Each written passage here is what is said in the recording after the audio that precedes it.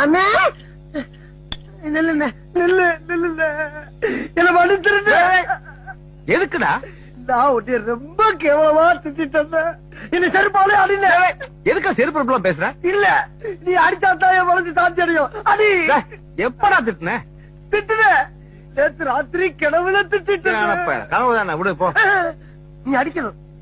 ஆமா, நீ அடிச்சுட்டு போன அப்பதான் என் ஆத்மா சாந்தி அடையும். அமாவாசை, அவசரம் ஒரு வேலையா போயிட்டு இருக்கேன், வீணா டென்ஷன் உண்டாக்காத.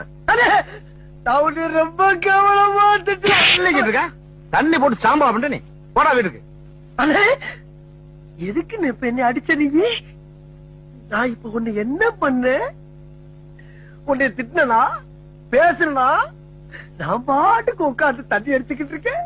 தேடி வந்து அடிக்கிறேன்.